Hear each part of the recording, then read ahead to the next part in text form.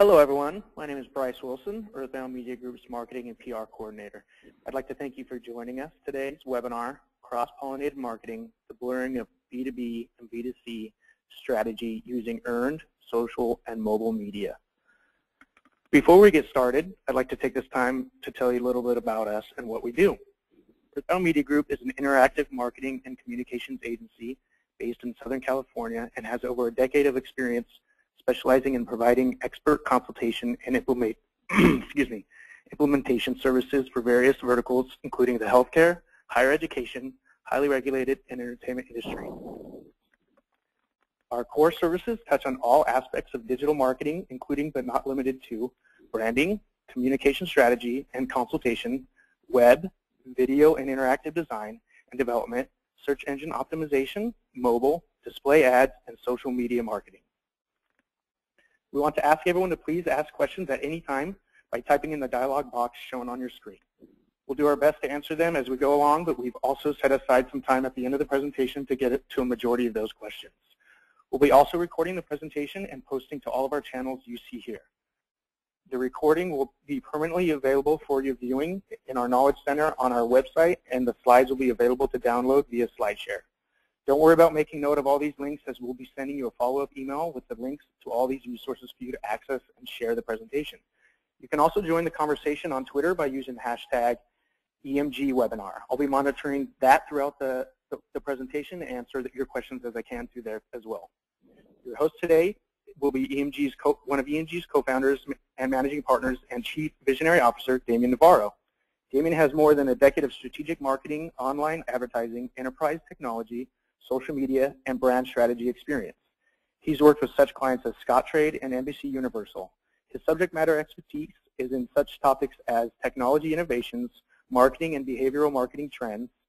Damien's vision for the future of integrated marketing, advertising, and communications has made him a highly respected executive in our field. So without any further delay, I'd like to let Damien get the ball rolling on this. Enjoy. Thanks, Bryce. So first and foremost, sorry guys, I know that it's been a little frustrating with this webinar actually being pushed back, but some client stuff came up, and hopefully you guys all understand the craziness that ensues sometimes in an agency world. But I'm really excited to kind of bring this concept to you. So the idea of cross-pollinated marketing actually came to me about 2 years ago when I was reading this book, and in this particular case we're using cross-pollinating. It's just simply the activity of getting out in the world and seeing different cultures and seeing different advertising mediums and really how people were communicating to customers in different areas. And the idea of cross-pollinating was so important, especially for an agency executive, to really understand the different methods that people were reaching their audiences in all these different environments and across all these different media channels. And as I started to kind of explore the concept, I realized that there was something a little bit greater that cross-pollinating could really reflect on, which is this idea that the blurring of the lines. So when we talk about B2B, we're of course referring to business to business, and those particular brands and organizations that you guys may be working for whose constituencies are not the direct consumer. And then, of course, B2C is the business to consumer, where we have consumer packaged brands and brands themselves that really are leveraging the direct-to-consumer access in order to generate revenue, and that is their primary revenue model. But especially with the introduction of earned media, something really interesting has happened. And when I refer to earned media, that's everything from third-party blogger sites and media channels to, of course, social media and mobile media access. So it's really changed the way that we're attracting as well as engaging with this customer, and the fact that influencers now exist in all areas of society and influence many that they know directly, and then of course those that they don't know directly. And even with the recent launch of Clout.com, you can start to see that there's a clear understanding of the individual seeing themselves as an influencer and wanting to be essentially ranked to see that influence because there is value there. So I wanted to kind of introduce this new concept, and hopefully, as you can see, there are some key takeaways that I think you'll come back from, which is to begin to think really unconventionally around how we access our direct customers and decision makers, as well as how we engage with those particular influencers. The second one will be, how do you leverage your community and audience to really funnel and attract these new customers? and how do we measure that, of course? So here's a little bit of a different approach, and why I took a different approach to really understanding how many of not only our customers and our clients are seeing themselves and seeing the overall ecosystem, but more importantly, how they're looking differently at their customer base. So the audience ecosystem now is no longer simply black and white. Of course, we have the increasing cost of paid media, especially when we're looking at broadcast. And even search engine marketing is continuing to go up with pay-per-click advertising. So obviously the paid media channels are going to continue to rise as the competition increases. So everybody is kind of looking at what might be the next big thing. Of course, we know with social media, it's unjustifiably so that, of course, it plays some part in most of the media mix that brands and organizations are using today. But we're still not quite sure how it fits into the overall media channel mix. And then finally, the increasing power and make or break of crowdsourcing. And we've seen this over and over again of the pitfalls made when leveraging the crowd and its influence, both in a socioeconomic standpoint, of course, in many of the cases that we're seeing today, with even what's going on in Libya, to obviously something much more soft and fun, like theatrical marketing and film marketing, and demonstrating how crowdsourcing can make or break a film within the first 30 minutes of it hitting the studios. So just to back up so that we're all on the same page, I just wanted to make sure we were clear that I'm not confusing anybody when what I'm referring to is paid media versus earned media, and then of course shared and owned media. And when we're looking at the cross-pollinating effect, really where I'm going to be emphasizing is the earned media channel. Paid media, of course, is very important, and when we talk about driving individuals and customers to content, it is still the kind of the tried and true way when targeted specifically at very unique demographic, psychographic profiling is the best way, of course, to get eyes and impressions. However, when we talk about the long tail of the life cycle of the customer, we're really going to be focusing more on earned media, and especially when we're looking at pinpointing those areas where there is crossover between your consumer audience and potentially a B2B audience is where we're going to find that being leveraged.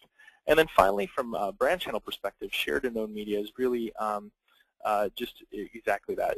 Any media that you specifically own, such as your URL, emails, newsletters, even the side of your trucks if you're in a CPG or delivery transportation arena.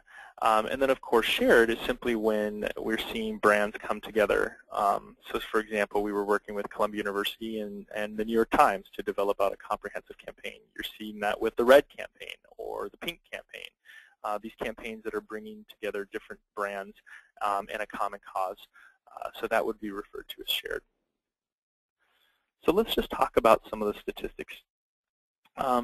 One of the more important ones, I think, is that what is out, right, when we talk about what's hot and what's not, is this idea of trivializing social media. So from the tasteless Kenneth Cole tweet about the Egyptian protest to a mistaken Chrysler tweet that got a media agency fired, it's clear that discounting social media can be very costly.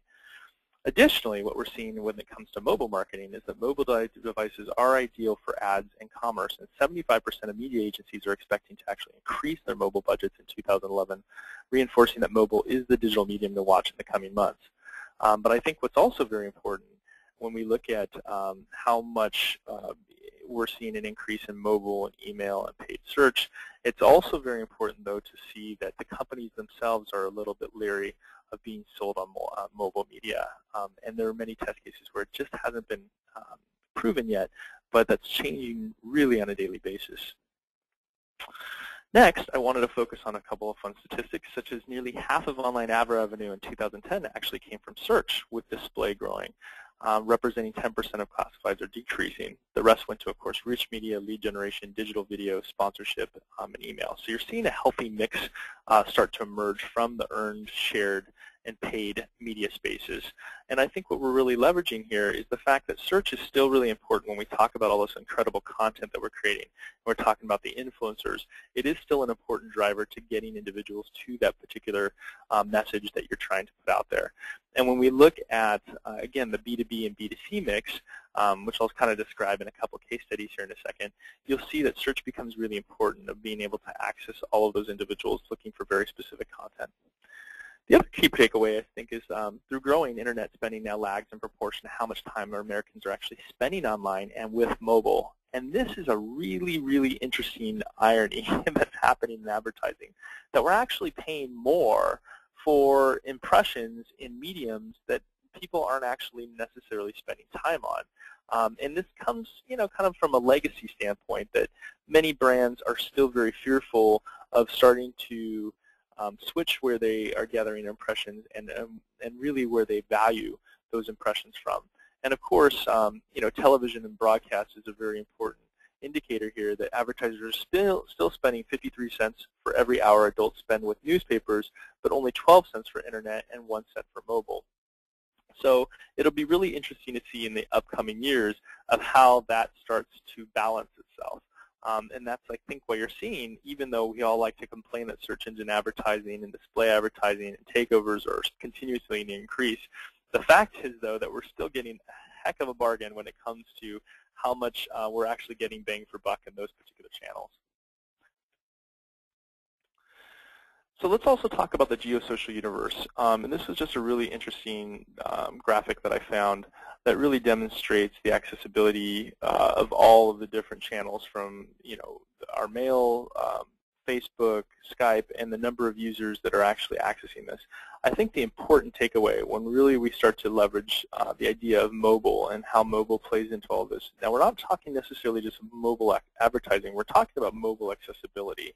And the fact is that even within all of those particular unique medias, so from email to Facebook, 4.6 billion mobile devices globally are still being accessed for content. So not only are they accessing all of these different channels through the mobile device, but mobile in general just seems to be a growing and growing megalith comparative to all of these other pieces. So to not take into consideration of how people are accessing your information and your websites and influencing others without taking mobile into the mix is going to be critical. So what is the business case for mixing paid and earned media? Well, the cross-exposure to advertising, according to Nielsen, on TV and online has shown to provide a greater influence in motivating awareness and action versus simply online alone. So there was probably a different rule of thought from a couple months ago, or even as recent as within the last few weeks, that prior to some of this research coming out, individuals were really struggling with where they wanted to spend in 2012. And as media plans are starting to come in, we're seeing that there has been proven success in mixing media channels to leverage one another. And we've seen this, of course, in everything from the Super Bowl ads that drive everybody online.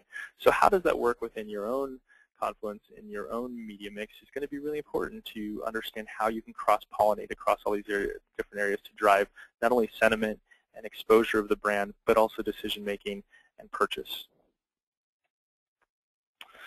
The other business case for cross-pollinating is that it adds an additional layer of access as well as completely solves some unique business attributes.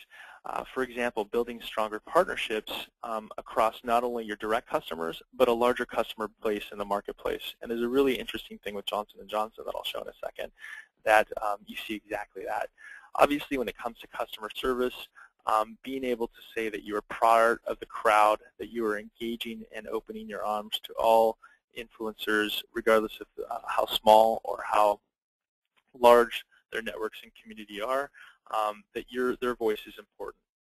And that becomes really important because that's how you start to identify these new audiences that may be outside of the reach that you're currently targeting.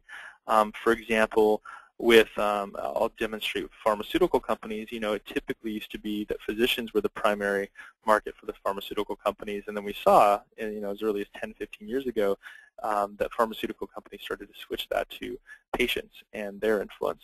So how do you capture this in a marketplace idea? Well, that becomes a different approach. And so when we look at the TED, and if you've never spent any time looking at TED videos, I'm always a huge proponent. Just incredible content that's being created across a number of industries and marketplaces. But what TED has really represented is the fact that regardless of your marketplace, regardless of your end customer, there are specific themes that have arisen that people really feel passion and emboldened by, and that's where they're captivating at. The other completely opposite side of the coin, since TED really tends to be and act more like a nonprofit, is Dell's IdeaStorm kind of intranet, where customers of Dell are allowed to view and post and vote and see what's upcoming, and overcome objections with some of the systems that they're using. And it's just been a really incredible way for Dell to engage with their community in a very indirect way than they had been doing before, which was primarily through paid media, and understanding the influence that had to be captured so that it wouldn't be moved to somewhere else. So in order to simplify cross-pollinated, like some of the themes that I think you'll be taking away, hopefully, is this idea of natural movement marketing. And what is natural movement marketing? Well, natural movement comes from actually the human body's ability to kind of go back to our hunter and gatherer roots and be able to move fluidly through the environment. And all of the movements are really focused around using the least amount of movement to engage the most collective impact. So, such as climbing a tree. And what type of body movements does your body have to go through in order to climb a tree in the most effective manner, so that you are not completely exhausted by the time you get to the climbing of the tree? Or if you're running, and of course, barefoot running has become kind of this new thing of efficient running, and the efficiency that you gain from running barefoot and how you use your muscles is very important. Well, I've essentially applied those same principles to marketing. And the fact that many of the things that we're going to be discussing are how to use the least amount of movement or money or tactics to demonstrate the most collective impact. So that kind of secret sauce is what we're really going to be wanting to focus on. And then blending marketing strategies to reach and influence direct customers as well as indirect influencers alike, and understanding the ecosystem that may be sitting directly under you that you can leverage. Finally, overlapping the consumer versus customer life cycle, and I'll show you a couple examples of that in a second. Leveraging earned, search, and of course mobile to engage new audiences in new ways, as well as meeting the demands of your existing audience. And then finally, pinpointing areas of distress and opportunity within the funnel. So how are different revenue models shifting? Well, I've just taken some very diverse industries and wanted to show you how the models have shifted. So when we talked about pharmaceuticals yesterday, not necessarily yesterday, but of course years ago, we saw the money really flow from obviously pharmaceuticals to physicians, and whether this was gifts or spending lavish amounts of money on huge conferences and seminars, and inviting physicians on the road and to travel and to these destinations in order to introduce their product, was traditionally what we saw. And then of course the physicians would work with their patients, and the patients of course would then pay for the drugs. And what we've seen recently is that that ecosystem has changed dramatically. Obviously now, and this is pretty commonplace, and I don't think these are anything new to anybody, but now pharmaceuticals are spending billions of dollars on media and television ads and print ads and billboards, because they've understood that there was potentially value, and instead of relying on the physicians which of course the heavy competition that comes along with within the pharmaceutical industry, to refer them to patients, they decided to turn it around and actually begin to influence the patients to influence the physicians. So you see how the model shifted, and that they saw that there was a different opportunity for revenue to flow in a very different direction. So television advertising yesterday, so we're looking back into the 50s and 60s, was very different. It was a very simple program between and relationship between the studios and their advertisers. And I'm just giving two examples, of course, Vitamita Vegemin, which was, of course, a fake brand at the time. But you got the idea where product placement really started to find its way into the television medium, because the captivation that television held over a very large demographic was unprecedented. The access points, the pure numbers that they were able to reach, and of course everything from the soap operas, which most of us know come from the name, the reason the soaps are called soap operas is because the soap brands, of course, were the ones that funded those originally, to even our first branded entertainment television show, the Walt Disney Club and the Mickey Mouse Club. So there was really interesting relationships there. Well, as we know today, things have shifted dramatically. The ecosystem is much more complex when it comes to how television develops its content and who purchases it, how it influences it. And so really, if we were to break this down, I don't want to spend a tremendous amount of time on it. Money is exchanging hands in a number of different ways, and influence is happening in a much more complex dynamic of how the audience selects which programming they want to watch, how the cable channels select which programming they want to pick up and which advertisers they want to feature, which advertisers select which potential networks they want to work with for product placement.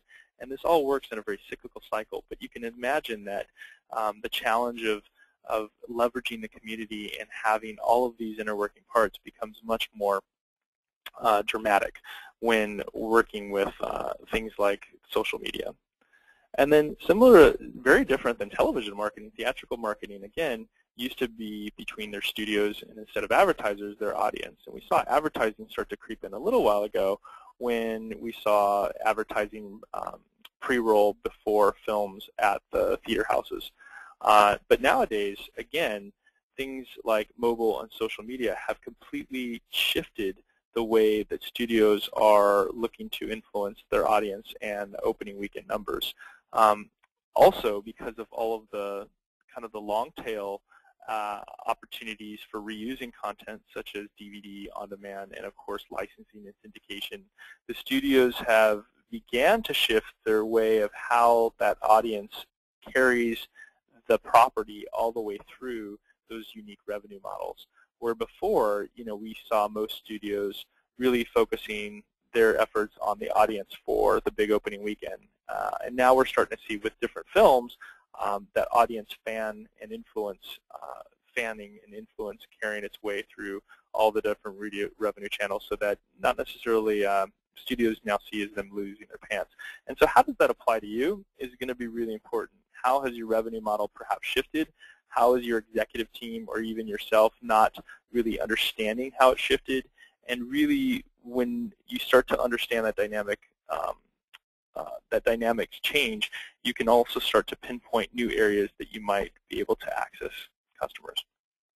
So I've thrown together, before we start to get in the details of influence strategy and content strategy related to cross-pollinating, I wanted to just give a few examples that I thought are great representation of companies and brands just really doing it right. So the first is Johnson & Johnson developed out a site called discovernursing.com. And this is something that is really interesting at face value, because we are all pretty familiar, at least if you're in the healthcare field, of the extreme nursing shortage and how difficult it is for hospitals to find great quality nursing graduates.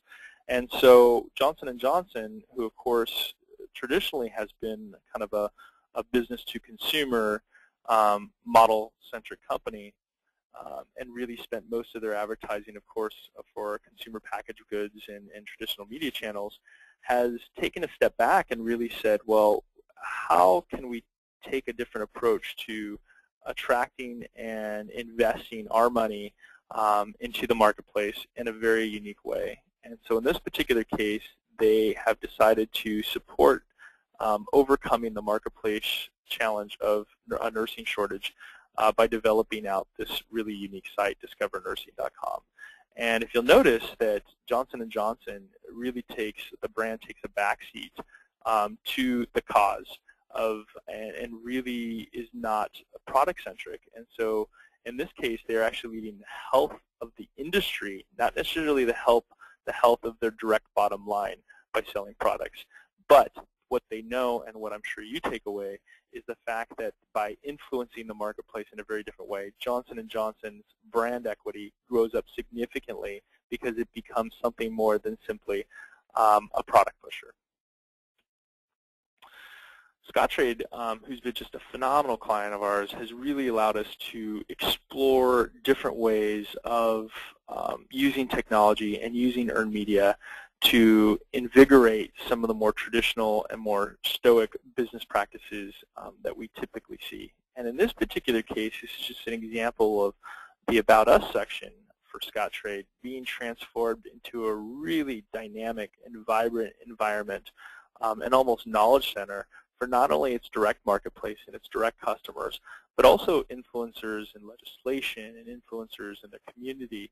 And you can see here that they've selected a really diverse contributor pool in order to engage not only in their corporate blog, but also to help syndicate many things that typically are hidden or are not very popular, such as photos and videos and press releases and commentary around the content that is being produced by Scottrade to give it a different level of relevance.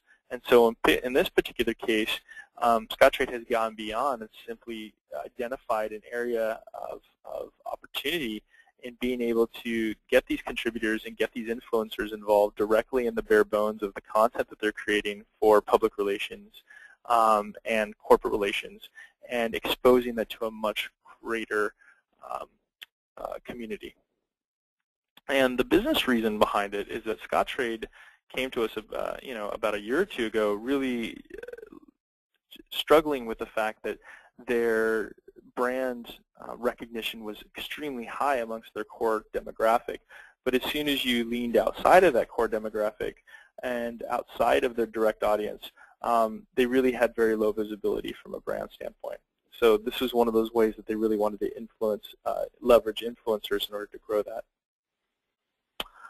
Another really fun project that we worked on actually a few years ago now, but was really captivating, was that Kofax, which is kind of a desktop scanner, realized that the purchasers, so the B2B customer, was really the ones that obviously they wanted to influence, but that in order to do that, they had two different directions they could take, which was to spend a significant amount of money in paid media at the trade shows and with direct mail and direct email and trying to reach those decision makers, or they can completely turn the ecosystem on its head, and instead of trying to spend millions of dollars attracting these direct influencers or direct decision makers, they wanted to potentially come up with this really fun webisodic hysterical campaign in order to try and attract the end user to influence the purchaser and decision maker. So it was a completely different change in thought of how brand exposure happens. And in this particular case, it's just a great example of showing how, doing a hysterical, fun YouTube video and webisodic can net almost upwards of over 1 million views in as little as a few weeks. And of course, the video content was being used at the trade shows in order to attract kind of a mid or entry-level end user of the product to influence the buyer. Another great case study, and State Farm currently is not with 50 Million Pound Challenge, but in the beginning they were really a critical role in helping the 50 Million Pound Challenge gain initial equity in the marketplace as a nonprofit organization or led by Dr. Ian Smith to empower African American communities and members to help lose weight. And of course, we've seen this over and over again. These large brands, when struggling to enter new marketplaces, are using this idea, again, of selling sideways to captivate a specific group by empowering them to change. And so this is just a great example of how I thought State Farm was being extremely innovative in their approach to that. And then finally, I don't know if you guys have heard of the Glue Network, but they recently just launched their new beta site. I think we've seen this before, and it's happened in the brick and mortar world, such as Nordstrom's and Target finding to be good neighbors. No pun intended with State Farm, or maybe there was. But the brands are recognizing the fact that when coming together, whether they're direct or indirect competitors, gives them the leverage of exposing and impacting their brands to a much larger community. In this particular case, again, staying in theme with the State Farm 50 Million Pound Challenge project, brands are basically giving offers and exploring ways of attracting individuals by coming together. And if you look at the Glue Network, and I'll actually launch the site because I think it's really important to see the homepage here.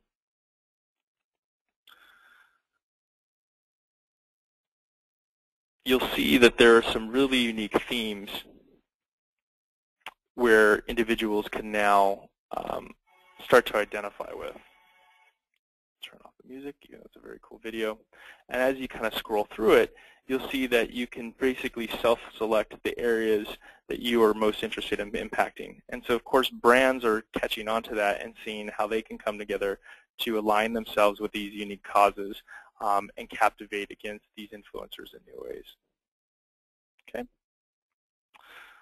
And then finally, from the education world, Zinch has done an incredible job of becoming this new broker of resources for students and kind of surpassing the students' typical funnel of accessing the universities and colleges themselves directly, and instead is capturing this incredible middle ground, mid-funnel, where they, of course, are leveraging that power by allowing schools, colleges, and universities to become members.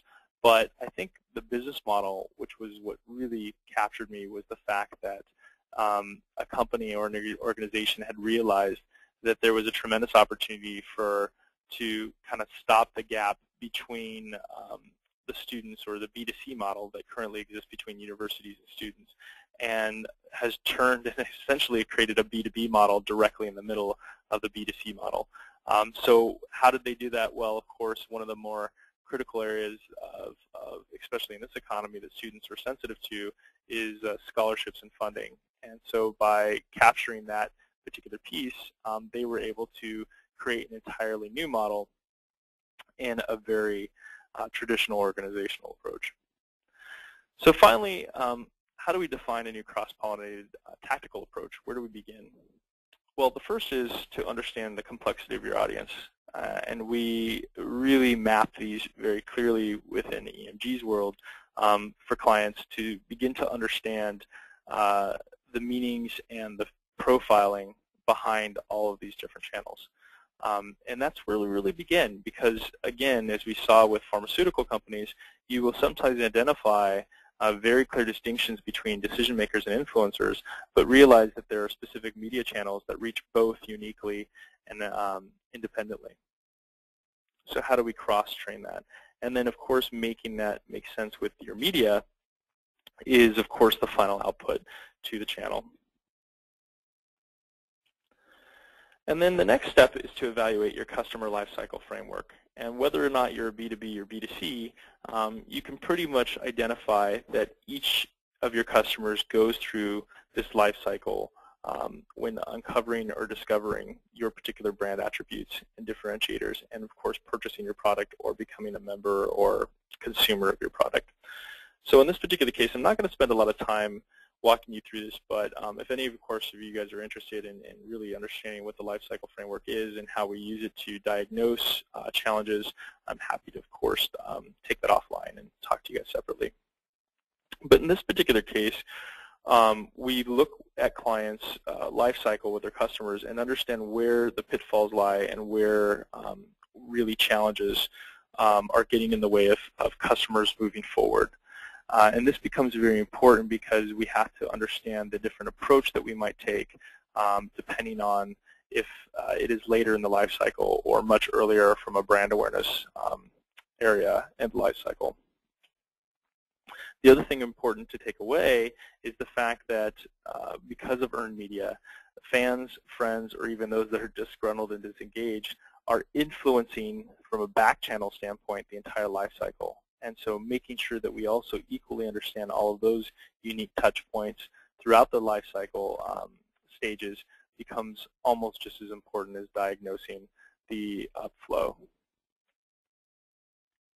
The next is determining really how effective the media mix is compared to where the challenge is in that life cycle flow. So if we're really struggling with awareness versus potentially enrollment or customer purchase, we are going to take a very distinct approach. Of course, the important takeaway here is that earned media, social media, community outreach, and influencers is something that is impacting, as we saw in the last slide, throughout the entire life cycle.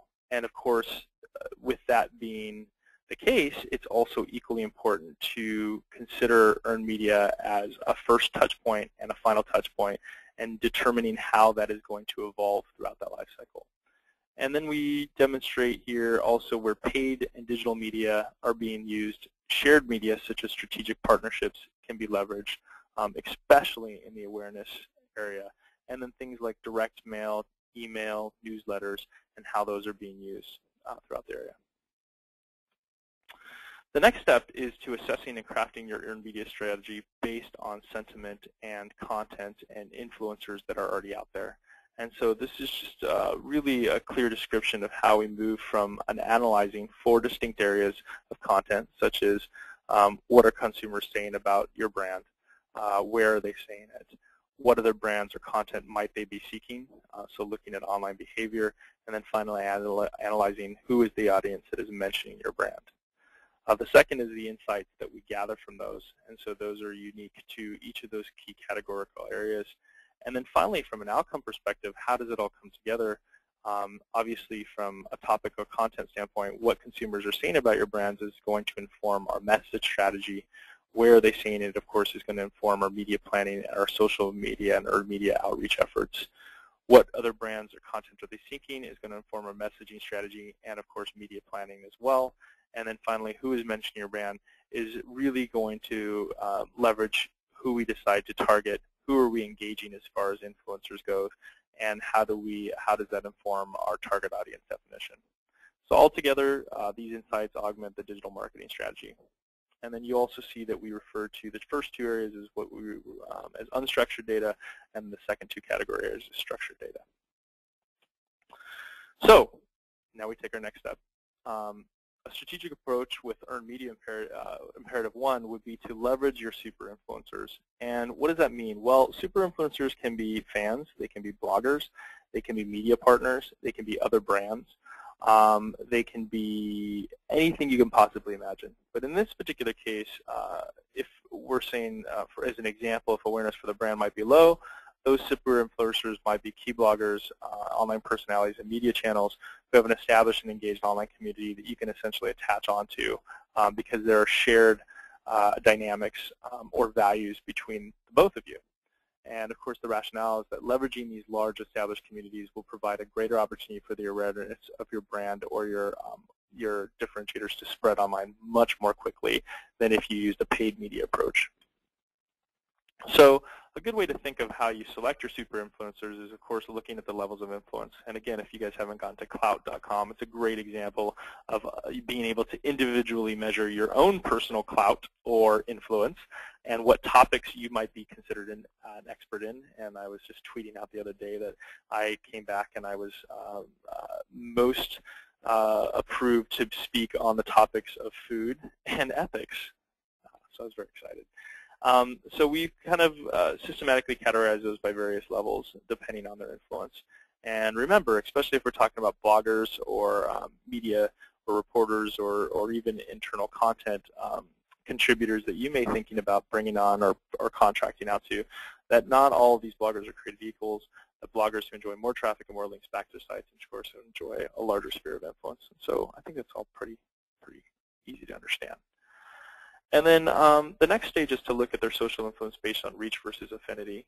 And so that's just an area that we really pay a lot of attention to when looking at whether or not there is a strong interpersonal tie between the individual and their customer. And I think we've seen this a lot, that when brands are starting to recognize that it's not necessarily the number of fans or likes that you have to potentially a Facebook page or how many shares you have, but really looking at what is the influence of the sharer or the influence of the likes that we didn't at before. So it's not just purely a quantitative numbers game.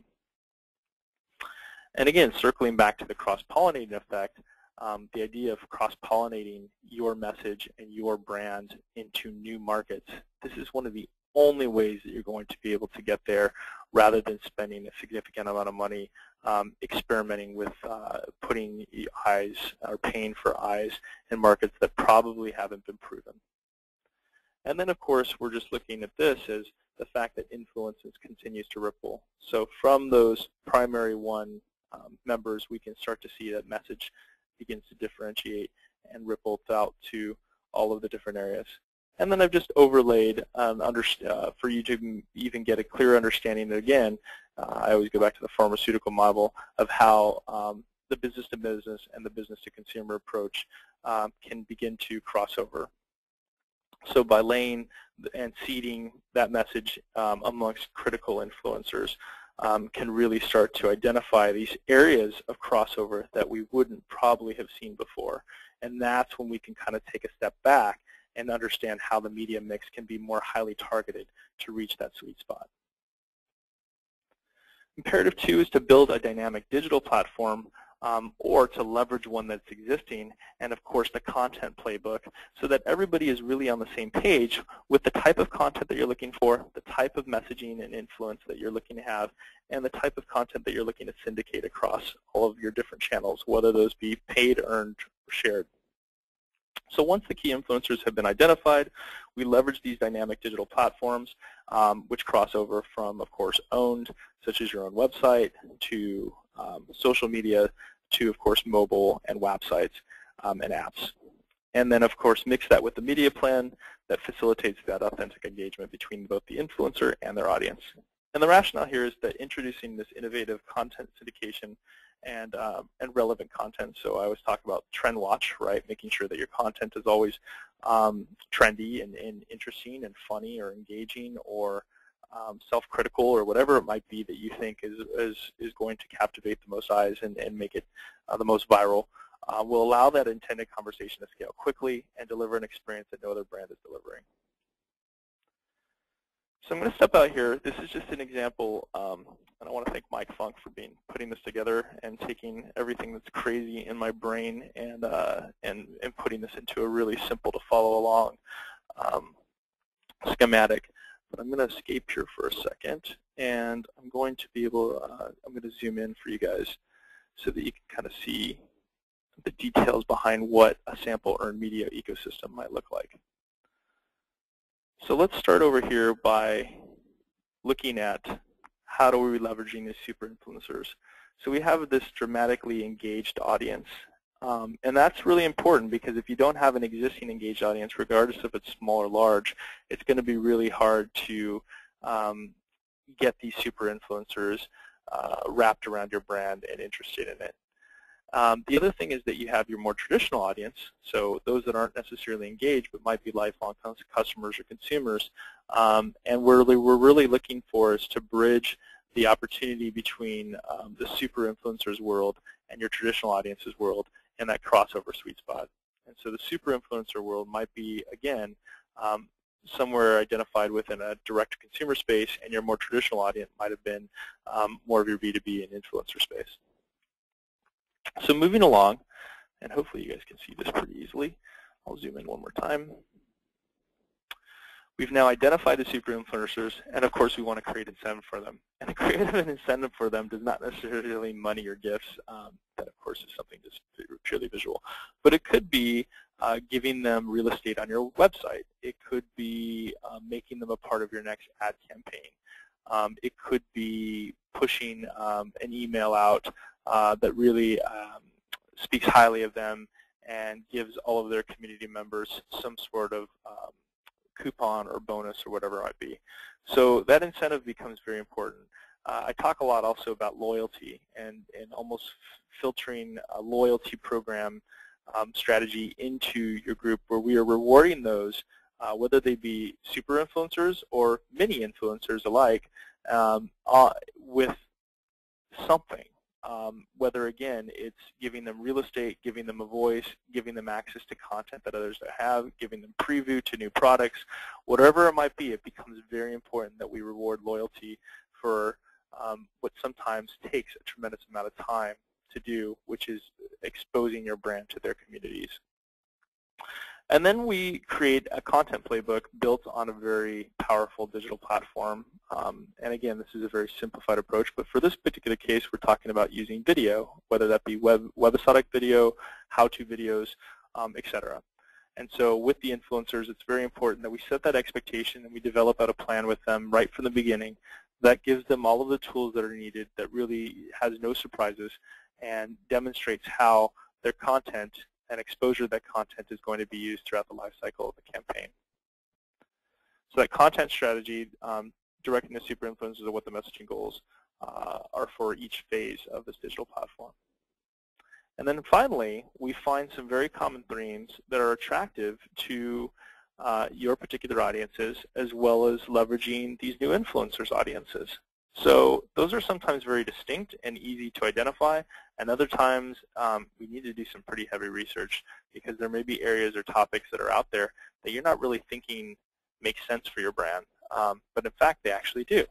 And so looking at nomenclature and looking at what people are calling things today, and looking at keyword analysis and how people are finding your brand becomes a very important part when we talk about a seeding strategy to getting that content out there. What platforms we're going to expose it to, what forums or social channels are we going to expose it to, and making sure it's meaningful for those channels.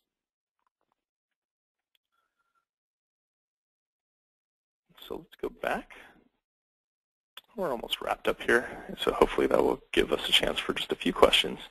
The next is sample content delivery model. So now that we have the influencers in place, we have those digital platforms in place. This is just an example of where the content comes from. In this particular case, it was for a for-profit education customer that wanted to see how they might use a mix of branded content, influencer and community-based content, as well as third-party content across all of their platforms.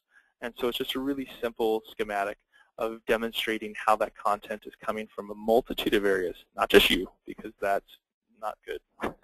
People, we talk a lot about transparency and authenticity today, and if they're only getting one voice and one message, individuals across all demographics, not just young, but seniors and family members and all and professionals and non-professionals are all, of course, extremely sensitive to branded content not being biased or being too biased. So this is just, again, demonstrating how we syndicate that to our social networks. We leverage that across all of our own channels on our own web property and our paid media. How email, of course, can reach just another step farther than that. And then, of course, how everything leads to making sure that it's accessible to this mobile app or website. And those are just two major decisions, of course, that are being made today is do we do an app or do we do a website or do we do a combination of both? And it really just depends on your business. And then access to the influencers and making sure that they have engagement opportunities across all these channels becomes very important. And then so the final imperative is to benchmark and measure impact. Measuring buzz for data, online conversations can be mined, of course, like never before. We do some incredible analytics here that I just love poring over because it really just gives, when we're looking back at that site of understanding audience sentiment to come up with a content strategy, you can imagine the incredible amounts of data that we have access to now to explore how we should move forward with these particular strategies. And so 62% though also say that the top challenge today, of course, is information deluge, is turning data into action. So freezing after you see all this data becomes also a very critical step to overcome and move forward from because it's very easy for executives to react to something that may not be reaction worthy. So evaluating each of these on a systematic way to making sure that we're only evaluating and reacting to those that are influential and not necessarily those that are lacking influence becomes a very important step in your business culture.